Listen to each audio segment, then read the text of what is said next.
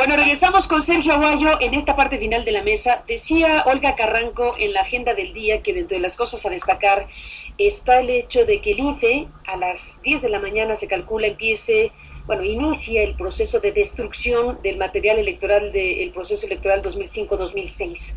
Como sabemos, Sergio Aguayo ha sido una de las figuras que en su momento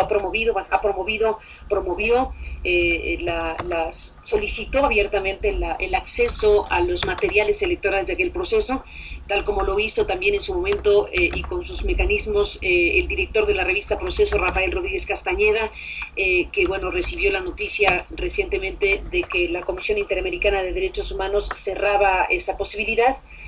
Proceso mismo ya asumió una postura pública en el número anterior al que está circulando en este momento sobre el tema. Otros procesos de esta naturaleza también se abrieron.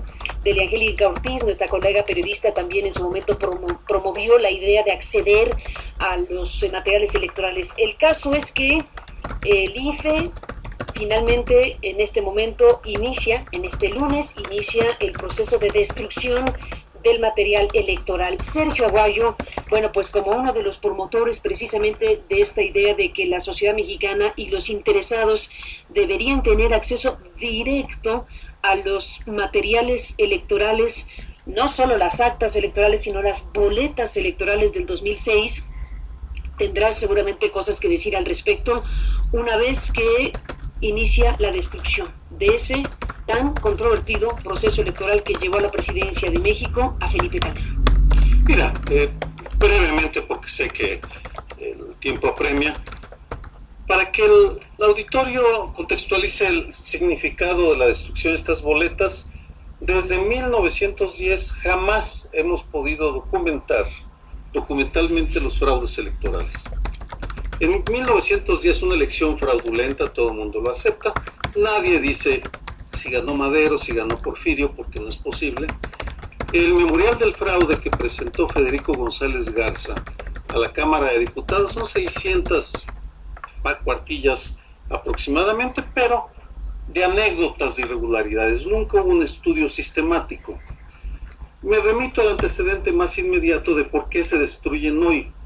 Si se destruyen hoy es por el fraude de 1988, en el cual ganó Carlos Salinas de Gortari, porque en diciembre de 1991 se destruyeron las boletas de aquel año, con un discurso memorable por lo cínico de Diego Fernández de Ceballos, pero además se reformó la ley para obligar a que se destruyeran las boletas. Es ahí donde se decide que se deciden las boletas.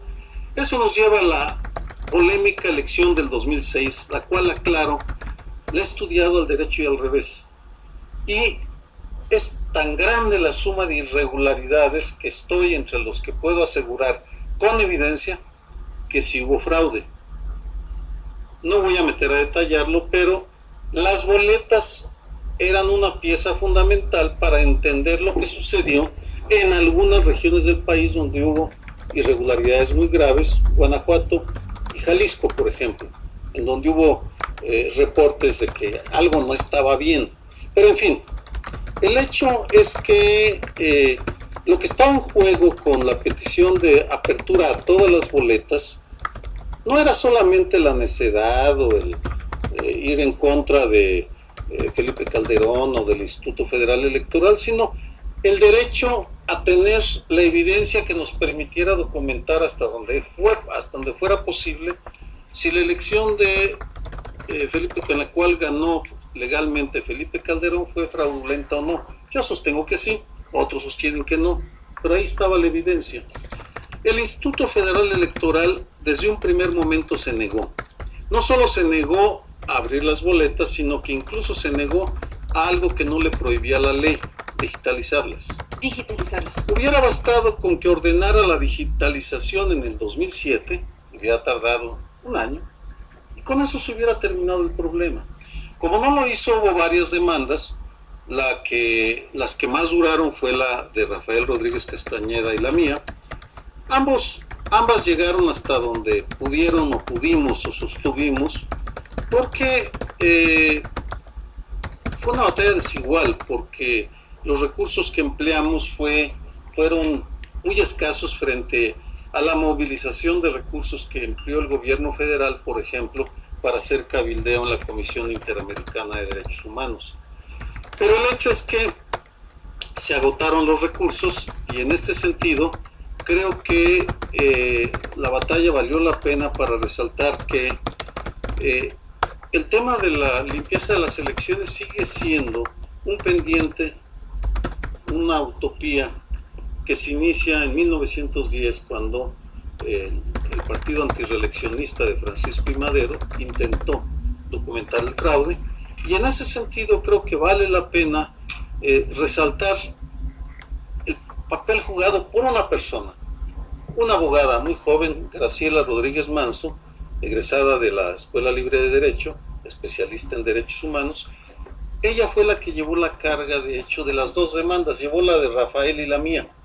Y si llegamos tan lejos, fue por el esfuerzo que ella puso y la determinación en lograr saber lo que ahora se nos niega, en buena medida por el IFE, en buena medida porque los partidos le siguen teniendo miedo a que sepamos qué pasa el día de las elecciones. Pues por lo pronto, Sergio Aguayo, hoy empieza el proceso de destrucción de ese material al que se quiso acceder, y la semana pasada, ya no lo presentamos, pero en este momento vale la pena presentar la opinión que emitió Alejandro Luna Ramos, que en su calidad de presidente del Tribunal Electoral del Poder Judicial de la Federación, pues habló del tema, dijo que era una necedad, que salió caro, emitió, sin decir que era una opinión personal, sino la emitió como presidente del Tribunal Electoral del Poder Judicial. Esto que te propongo, escuchemos juntos, Sergio, para cerrar tu comentario. Fue una necedad de muchos sectores políticos que debieron de entender que ya después de pasados más de un año, esas boletas eran incontables.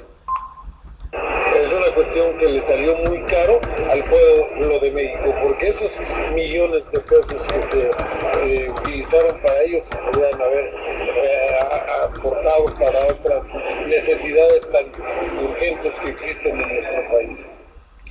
Necio, Sergio. Mira, me parece lamentable que el presidente del Tribunal Electoral haga estas afirmaciones, porque lo que estaba en juego era el choque de dos derechos. El derecho que las autoridades interpretaron a la secrecía de las boletas porque argumentaron que no eran documentos oficiales, y el derecho a la información. Y que alguien que gana 569,000 pesos al mes haga el presidente del tribunal haga estas afirmaciones, me parece de mal gusto, porque el gasto por las demandas fue hecho por los particulares, no hubo subsidios ni de partidos ni de gobiernos, sino que fue un gasto porque creemos... Se refiere al gasto del gobierno, sí, para resguardarlas. Por supuesto. Pero vamos, ese gasto se hizo para en un juicio en el cual unos particulares reivindicamos el derecho de saber, de conocer, de escudriñar en las boletas lo que había pasado en julio del 2006. Se nos negó, pero está pendiente, es una asignatura pendiente de la democracia mexicana, la transparencia electoral. Sin duda, Sergio Aguayo, como siempre, gracias por estar aquí esta mañana y buenos días. Gracias a ti, Carmen. Y buenos días. Escuchas a Carmen Arismendi.